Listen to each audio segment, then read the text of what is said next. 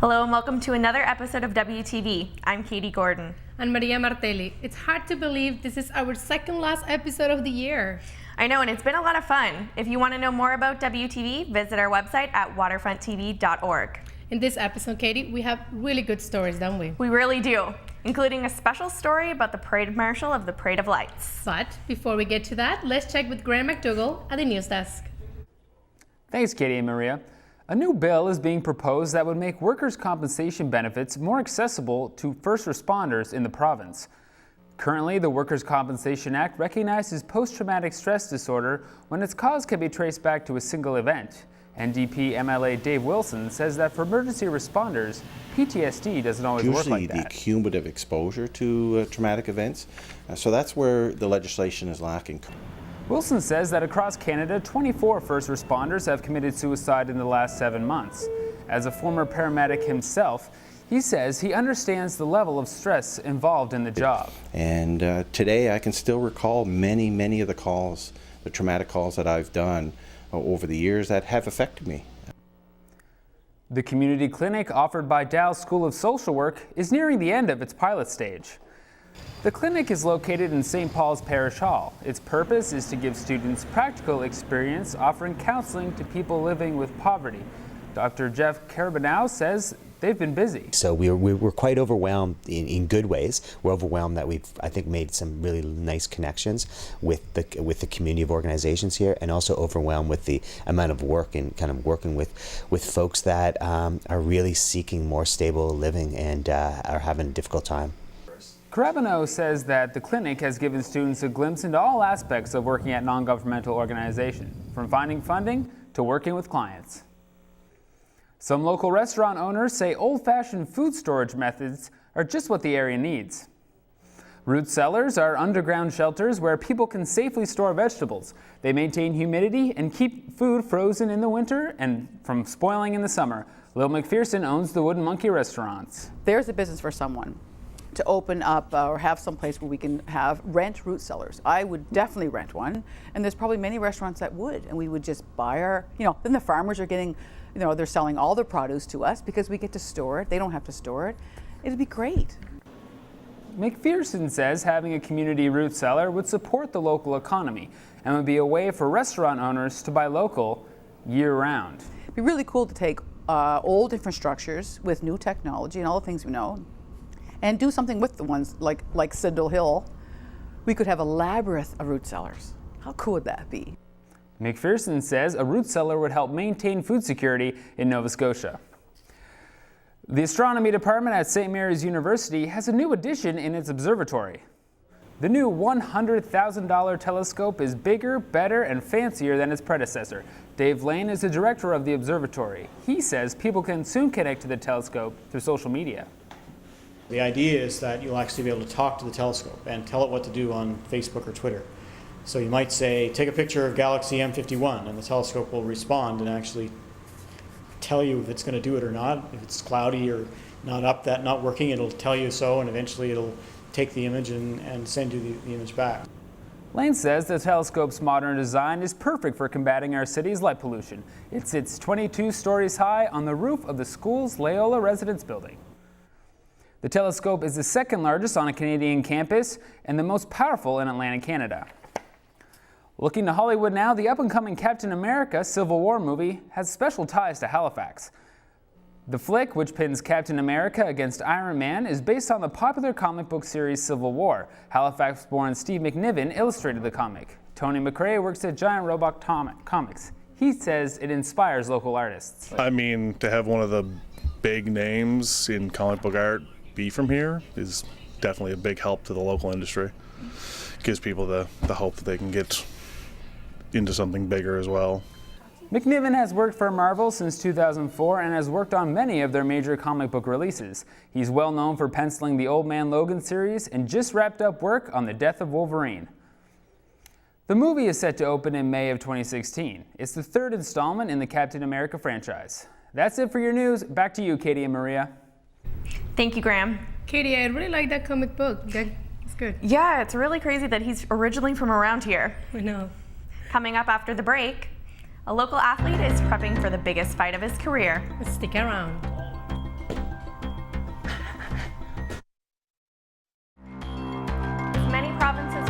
towards funding for in vitro fertilization, advocates from Nova Scotia are asking provincial government to develop our own program.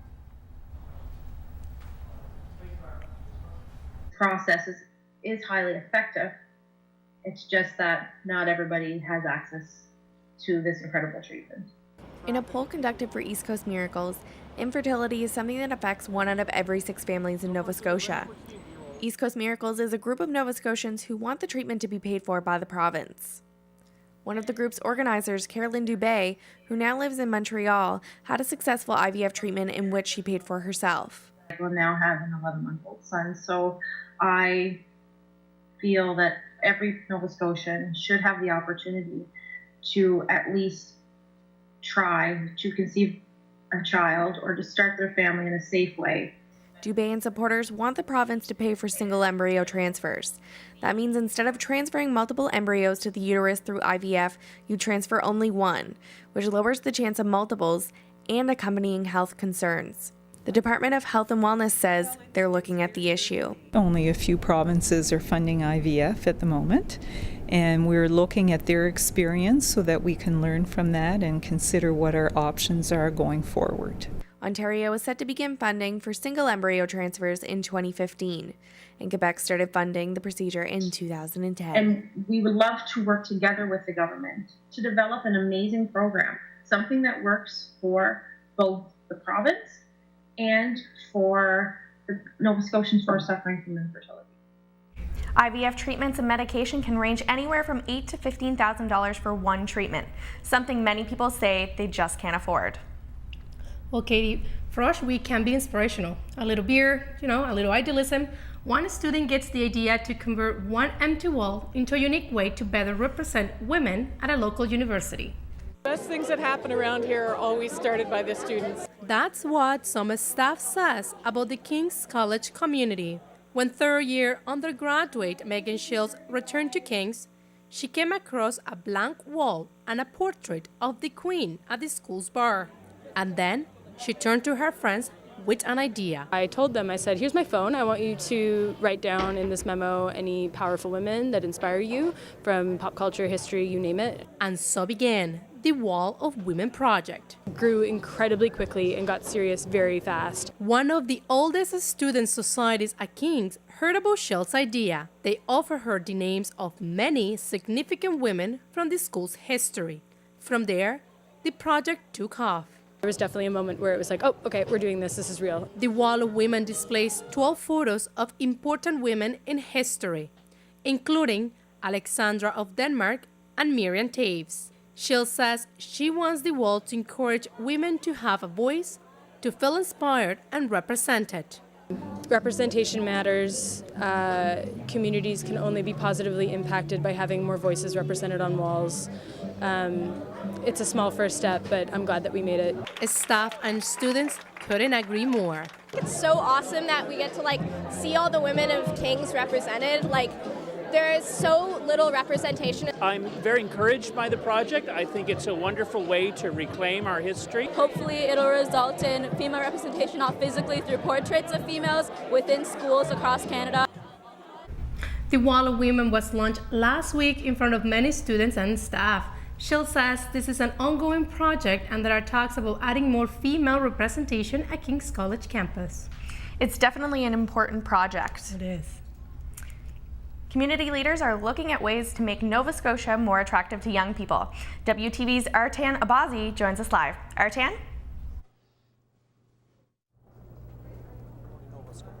You have been living here for a long time. Chances are that you may know someone who has left the province to look for work in Alberta. This past Saturday, St. Margaret's Sailing Club hosted panelists from all over the province to act on the Ivany Report. The Ivany Report calls for urgent action because Nova Scotia's economy faces big challenges. This forum is filled with Nova Scotians who want to make their province a better place. Not only a better place for them, but a better place for their children. The Ivany Report inspired this group of people community to come together. What the strengths are about the community they live in, what can be changed about it, what can be made better. and they're beginning to talk about how to work together to enable those things to happen. This is fundamental. This is the way big change always happens. The Ivany Report says Nova Scotia now has the oldest age profile of any Canadian province except Newfoundland and Labrador. There are more people retiring out of the labor force than young people entering. There is also a major concern that young Nova Scotians are leaving the province. We think that something is going to come from somewhere else and create opportunity. There's nobody coming. There's nobody coming to save us. Eh? It's our responsibility. This is up to us. The panelists argue that Nova Scotia needs to invest here to keep young people, especially men, employed in our province. These are the young people who are the backbone of our communities. The province needs to build its economy around. Max Wien says the province of Nova Scotia buys approximately $650 million a year in RRSPs, and 99% of that is not invested here.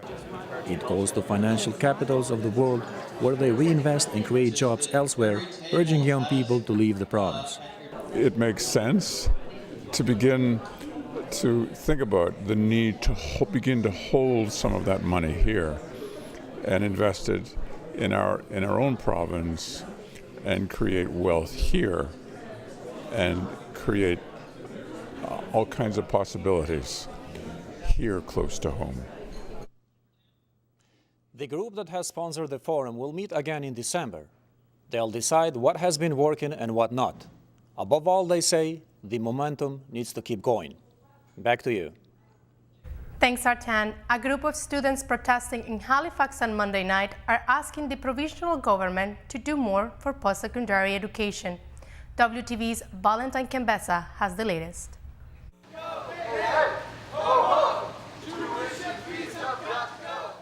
Despite the harsh weather, these students still rallied outside the World Trade and Convention Center.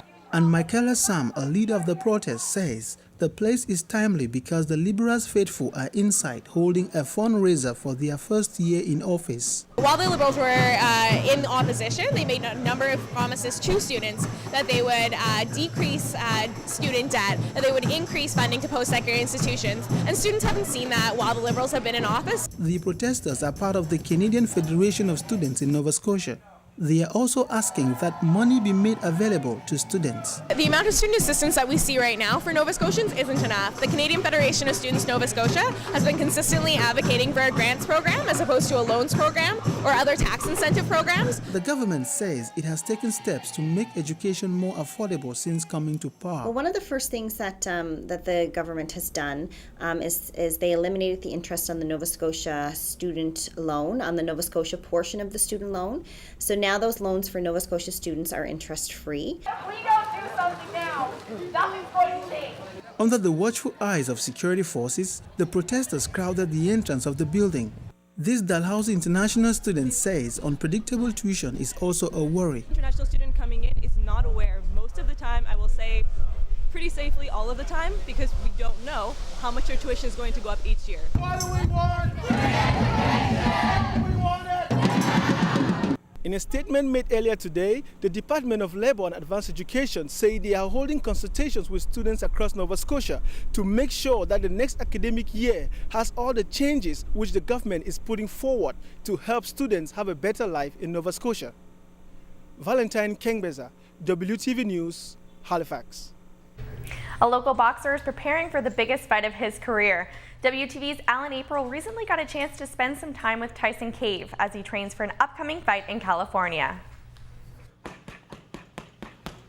That's it. Tyson Cave knows it's now or never. The 32-year-old professional boxer from Halifax is working tirelessly as he trains for the fight of his life. I train 4 times a day. I'm putting about 12 to 13 hours in a day working. Cave will take his professional record of 24 wins and 2 losses into the ring against Colombian Oscar Escandón on December 11th. The stakes are high as the winner will take on undefeated British boxer Scott Quigg for the World Boxing Association's Super Bantamweight title in 2015. Cave and Escandón have fought before.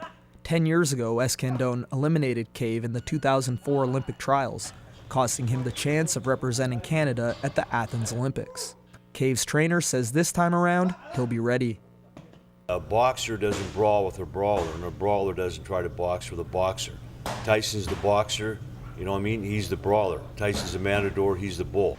Nova Scotia and Halifax have a rich boxing history, from Hall of Famers like George Dixon and Sam Langford, to champions like Kirk Johnson, and Olympians like Castillo Clayton. The province has had no shortage of great fighters. I'm honored to be a part of that, and I'm honored that my name is being able to be in the sentences with these guys. At 32, Cave's fighting career may be approaching its end, but through his involvement in Titan's MMA and boxing gym in Bears Lake, Cave is now looking for Nova Scotia's next great boxer.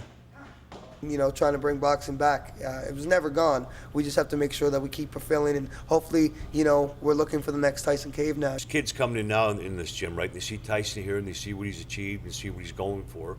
You know, next fight, a world title. So that every kid that comes into a gym, you know, let it be here or anywhere else, when they see a guy fighting for a world title or a world champion, you know, they've got dreams. And Cave is confident he'll give those young boxers something to cheer about. Only thing I can say is just tell Scandin to be ready. And Halifax, we're going to have a big celebration as soon as I get back with a world title. Alan April, WTV News, Halifax. The 12-round fight will take place in Temecula, California, and will be broadcast around the world on ESPN2. Supporters can cheer him on at the viewing party at Oasis Pub on Spring Garden Road. And we wish Tyson Cave the best of luck in his upcoming fight. Don't go anywhere, we're going to take another break. When we return, we take a closer look at Halifax drinking culture. Welcome back. A recent study says that depression and anxiety is linked to drinking at university. WTV's Dave Arish has more. Thanks, Maria. Drinking at university is expected amongst young students. It's accepted as long as you're of age. But some students cross that line to substance abuse. And two researchers at Dal say stress, anxiety, and depression are likely causes. Drinking culture here is a lot different, aka there's a lot more of it. All-nighters, exams, piles of papers, and readings. Sometimes students just need to blow off some steam. But knowing when fun becomes too much fun is an age-old problem for young people at university, especially in Halifax, where heavy drinking rates are higher than the national average. They're not particular to university students. Those are provincial, basically provincial statistics showing that heavy drinking is a real problem in this province. Enter Dr. Sherry Stewart, Dr. Michael Tian, and a team of graduate students. They'll lead the Caring Campus Project, a pilot program funded by Movember Canada. Their goal is to understand how substance abuse links to stress, anxiety, and depression among students, especially young men. In Res, we're in such a small community, and everyone has the energy to go have fun and drink. So it's what people do. I definitely think a lot of students do take out their stress by drinking heavily, and it probably doesn't really help us in the long run. So we know that there's a problem with young men drinking to excess and in a binge fashion, and in particular when they first come to university, it's a major issue. People are more laid back here, and the bars are all sort of together, and it's a very social atmosphere. I think that people do engage in drinking more regularly, and I think when they do drink, they're binge drinking. The project will work in 3 phases. The team will send out electronic surveys to understand habits among young students on campus. Then, student leaders will gather to brainstorm how to make changes using the results.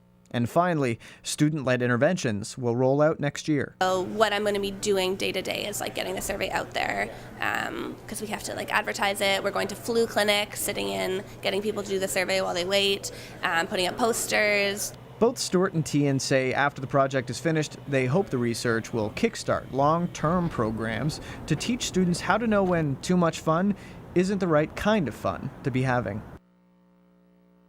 And the drinking culture here. The research team hopes to engage over 800 first-year students with the survey. The researchers say that it's sometimes hard to motivate students, so they're hoping that during exam time, students will want to take a break from studying, procrastinate a little, and fill out the survey. Back to you guys. Thank you, Dave. Time now for entertainment with John Wimberly.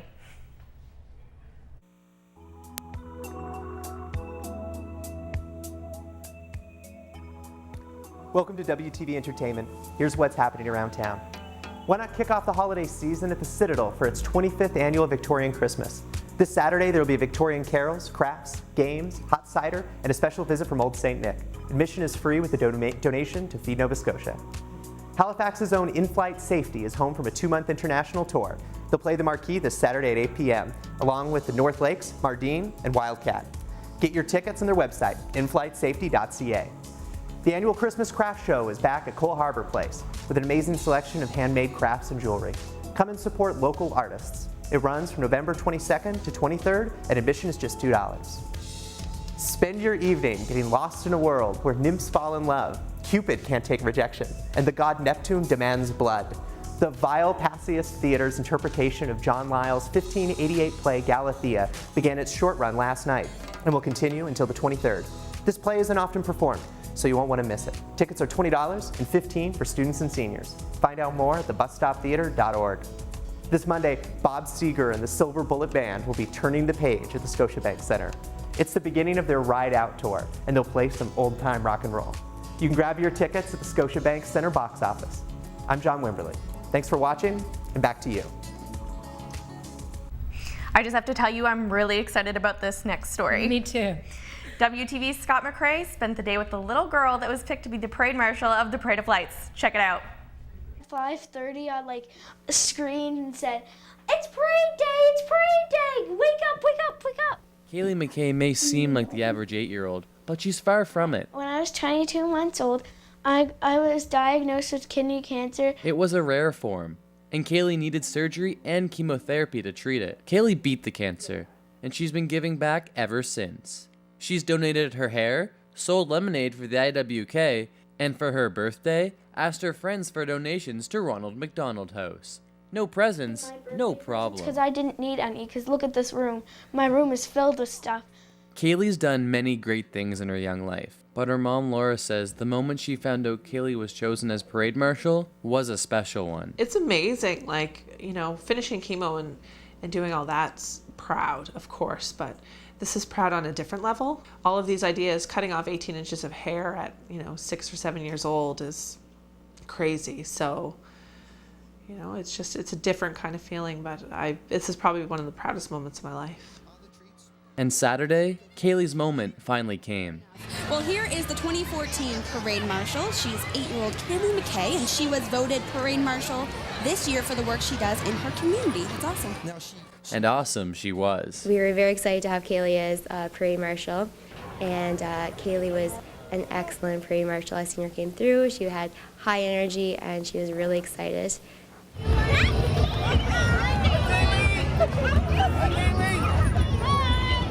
How did Kaylee feel after it was all over? Good. It was fantastic. She knew everybody. What was the best part of it? What was the best part of it? Being on the back of the convertible. Right on. Everything. How do you feel? Good? Yeah. What do you want to do now?